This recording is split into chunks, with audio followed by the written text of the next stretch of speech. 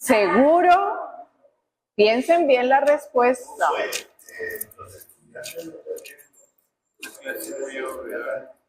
¿Los estudiantes qué? Ah, bueno, eso es su punto. Exacto, muy bien. ¿Qué más? Ya te doy la palabra. Exacto. Bien.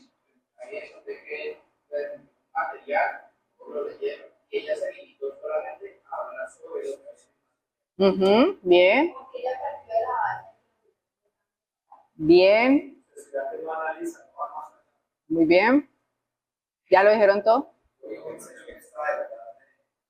Ah, ese es el antiguo profesor que fue a verificar, sí. Ajá. Bien. Es una típica clase de contenido.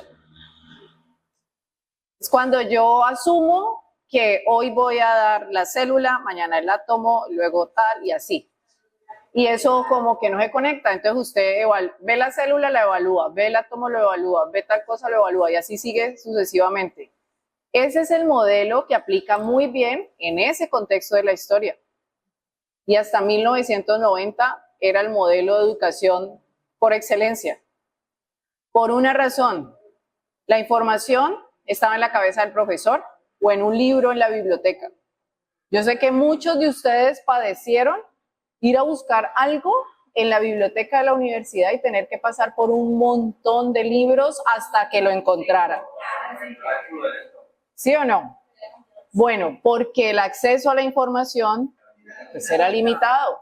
La sociedad del conocimiento, las tecnologías que en su momento se llamaron las nuevas tecnologías de información, que ya no son nuevas, ¿sí? Lo que hicieron fue abrirnos la puerta a la información. Entonces lo que pasó con la profesora allí primero es que ella iba con un guión que era la misma guía que le había dejado el profesor y, el profesor anterior, y lo que ella suponía era que esas estudiantes no habían pasado por los documentos, por la lectura, entonces ella iba a explicar obra por obra qué significaba, pero ya de todas se lo sabía. Entonces, si yo digo, ay, hay aprendizaje, no, hay un proceso mental de memoria que ellas pueden declarar. De ahí hacia qué más van a hacer con eso, cómo lo pueden criticar, cómo pueden valorar, evaluar, eso no se ve allí. Pero ella como profesora, incluso desafiando el contexto de la educación en ese momento, se plantea una segunda clase a partir de esa situación. Entonces vamos a ver la segunda clase.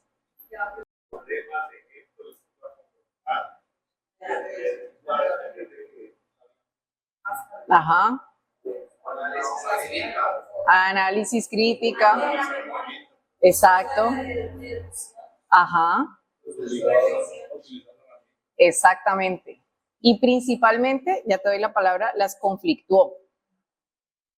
Dime.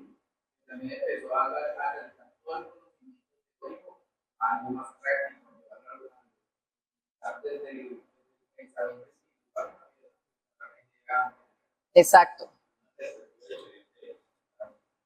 De hecho, eso es bastante retador en esa época, porque esas maestras de esa época deben limitarse a llegar a hablar de cada obra y no más. Porque lo que necesitaba esa escuela es que esas niñas, esas señoritas, se llenaran de información, como les contaba ahorita, porque ellas debían tener una riqueza cultural para poder tener tema de conversación. O sea, a nadie le interesa si ella piensa, si ella no. De hecho, si se ve en la película completa, el conflicto de la película es que esta profesora, por ser una de esas primeras mujeres que va a lograr un doctorado en arte, quiere que sus niñas, sus señoritas, piensen que más allá del matrimonio también hay una posibilidad. Entonces es retadora pues para la época, por supuesto. Por eso ella está pensando en formar ahí competencias y no solamente contenidos. Ahí cambia la cosa. Entonces, miren que una clase siguiendo la guía por contenido, que es la primera, es muy diferente cuando yo voy a desarrollar competencias. Y para yo desarrollar competencias, lo primero que debe suceder no es como creemos tradicionalmente, es que hasta el estudiante, hasta que no se sepa el concepto, no puede ir a la práctica. ¿Quién dice que no? Usted puede empezar a practicar y construir concepto. De hecho, esa es la teoría del aprendizaje constructivista. Este es un modelo conductista, totalmente conductista, ¿sí? Hay un estímulo, un refuerzo, una repetición y usted da.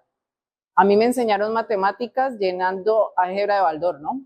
Nuestro mejor amigo en el bachillerato, 30 ejercicios, 40 ejercicios repetidos mecánicamente, pero yo nunca entendía, pues eso como, ¿en qué se movía? ¿A qué servía? Y de hecho mi inclinación ya en esa época era las ciencias sociales, entonces como que para mí era, o sea, esto no, y yo dije, no, yo entro a Univalla de Sociología porque nunca voy a ver las matemáticas, mentiras. Análisis estadístico, cuantitativo, pero ahí le encontré sentido al pensamiento lógico-matemático, como me lo enseñaron en la escuela repetidamente y mecánicamente, no. A mí me costó trabajo acompañar a mis hijos en su primera etapa aprendiendo matemáticas, porque a ellos ya les tocó la nueva enseñanza, donde no se aprenden las tablas de memoria, con la correa de la mamá al lado, o la canción, sino que ellos eran por asociación de unidades y se daban cuenta que eso que usted dice 2 por 2 es una representación en un lenguaje matemático de unas unidades que usted puede observar en la realidad. Miren lo diferente. Eso es una diferencia abismal. Y eso es lo que pasa en estas dos situaciones. Cuando yo creo que soy la que poseo el contenido y lo entrego y lleno cajas de información, estamos hablando de un concepto tradicional de la educación. Y sí, nosotros tenemos un saber y tenemos una autoridad disciplinar, pero esa autoridad disciplinar es para conducir el desarrollo de esas competencias y habilidades en los estudiantes alrededor de unos contenidos. El contenido no es el eje fundamental hoy, porque los chicos y las chicas hoy acceden al contenido a un clic de distancia, a 2 segundos de velocidad. Entonces yo ya no soy la que tengo la información. En la escuela ya por eso hoy, no sé si tienen hijos o hijas, en la escuela ya no llenan los cuadernos de la pizarra de la profesora. De hecho ya cada vez es más poco lo que se usa a veces el cuaderno, porque esa información que pone la profesora en la pizarra, que ellos transcriben en el cuaderno, que tienen en un libro, la ven rapidito en un video de 10 minutos en YouTube. Miren que cómo cambia la disposición del acceso a la información. Si usted antes no copiaba, ya luego no podía hacer la tarea, porque la información se la llevó la profesora. Entonces, ¿a qué quiero exponerlos? A la necesidad y el conflicto de lo que significa hoy hacer también un duelo con ese tipo de enseñanza que nosotros conocemos desde hace años, porque es un duelo, necesariamente se da un duelo, de creer que yo debo soltar esto, de que mi estudiante no está preparado para pensar. Miren que ella no va a dejar de usar la guía y el contenido sigue estando ahí, las obras que van a ver están ahí, pero ella ahora va a utilizar esas obras alrededor de un pretexto de qué es arte. Ninguna de ellas se había preguntado eso y mire todo lo que les generó. ¿Y quién dice que es arte y por qué? ¿Y dónde están los estándares? ¿Quién los crea? Es decir, ellas ahí están desarrollando un pensamiento crítico porque están problematizando. Y el contenido va a entrar después. ¿Bien?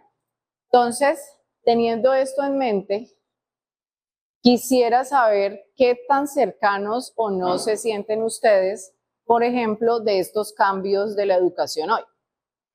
¿Cómo se sienten con eso? ¿Cuáles son los principales retos a los que se enfrentan? ¿Miedos, dudas, tensiones? Sí.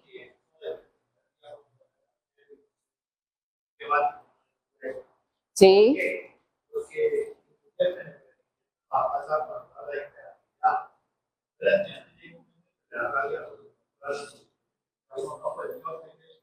Uh-huh. Que uno tiene que madurar esa idea de